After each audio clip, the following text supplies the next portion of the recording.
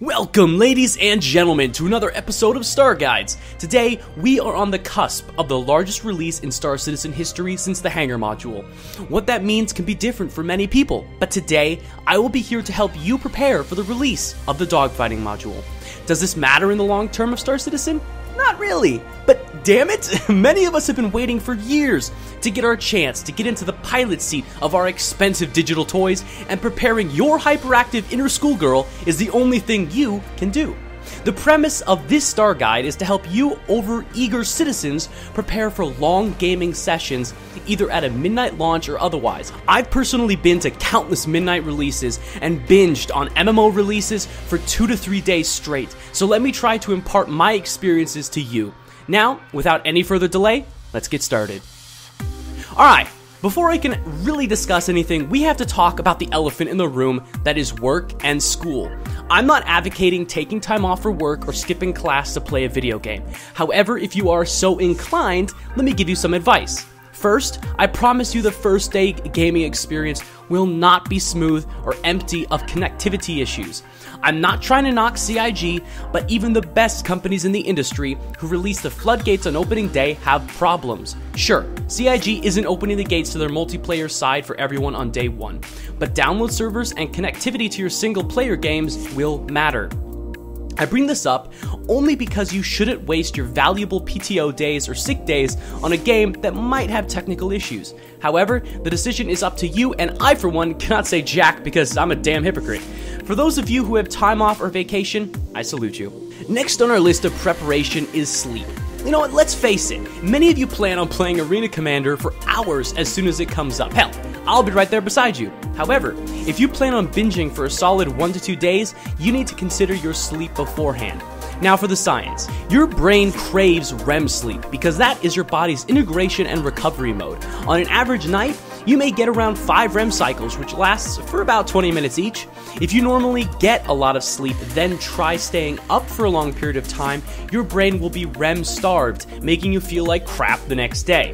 The way to avoid this is by taking a few nights sleep beforehand and slowly reducing the amount of time you sleep. This will adjust your brain to squeeze more of those REM cycles in with less space in between. Don't misunderstand, there will be a point where you reach your limit, but using brain chemistry to your advantage can help. If you're interested, I've included a very simple website in the description below which can help optimize your REM cycles. This is not only useful for gaming, but also for work and school. Moving on, let's talk about something I'm sure you're all familiar with: caffeine. This in a way ties in with sleep preparation, so keep that in mind. Caffeine to some people is the greatest thing ever invented. I have coworkers who couldn't survive a work day without 2 cups of coffee, so I'm sure it has its uses. For those of you planning on staying up super late or into the next day, caffeine can be extremely vital. The problem though is caffeine is one of those chemicals that works better when your body is starved of the same chemical. The idea there is to not drink any caffeinated drinks up until you actually need it. If you need to take it a step further, try not drinking any caffeine for a good 2 days before you need it. This will help maximize the effectiveness of the caffeine, but also save you a bit of money. As a side note, I absolutely despise energy drinks. I've yet to find one that I actually enjoy the flavor of, so for me, it's kind of a crapshoot. While this might not be for everyone, my gaming binge sessions for 24 to 60 hours have never included energy drinks or coffee because I just don't need it. Some alternative options are in the next section, so let's go on. Food. I love food. I cook every day. Last weekend, I made a baked spaghetti squash casserole and tried my hand at a chocolate souffle for the first time. While none of that matters, I want to say that my souffle came out perfectly. Anyways, food does really matter during long gaming sessions. Before you go to the store and stock up on Hot Pockets, cup noodles, or any of those other plebeian food sources, just wait and let me give you some advice. One of the best foods to eat during long binge sessions is honestly fruit and vegetables. All that stuff has cellulose cell walls, which is digested slower, meaning a more prolonged and stable energy release. I'm no dietary nutritionist, but this is all pretty basic stuff. Now, I know some of you can't or won't eat just veggies and fruit. For you people, I would suggest preparing pre-made sandwiches, grabbing some Gatorade, picking up some healthy snacks, and you should be good. Try not eating anything super heavy though, as that could make you even more tired than you already are. The second to last thing that you need to prepare for a gaming binge session is exercise. I know, let me explain. Okay, so you know when you watch a really long movie or take a flight for a few hours and you stand up realizing your legs are stiff and your butt tingles? Well, that feeling is normally caused by being immobile and is known as a resting state. The problematic part of resting states is they're usually followed with sleep, so the way to avoid this is staying in some way active. Now, I'm not telling you to do a full workout here because that would actually be counterintuitive. What I am suggesting is a short burst of exercise like a few push-ups, a short sprint, or something quick and high intensive. Doing this will remove that resting state problem by increasing your heart rate, which increases the oxygen flow to your brain and also increases epinephrine activity. Trust me, I'm no gym rat, but you will feel worlds better if you do this when you start feeling exhausted or your butt begins to tingle.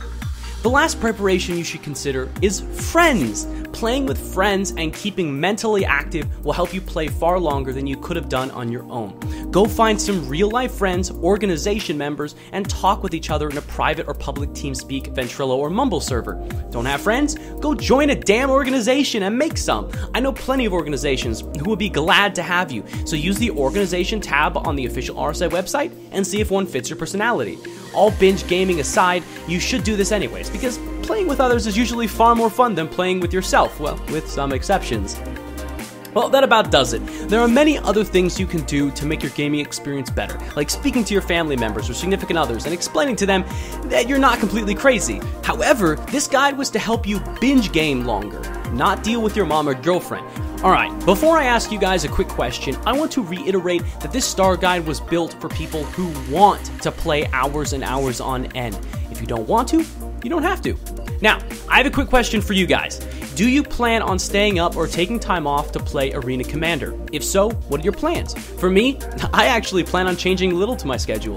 I'm still gonna go to work, but will probably stay up a few hours longer than I normally do. I'm going to be streaming as much of my gameplay as I can, so if you're interested, check out twitch.tv/Byronic. I wish you all a wonderful day one of the Dogfighting Module, and cheers to you folks at CIG. I say this now as more than just a passing phrase. I will see you in the verse.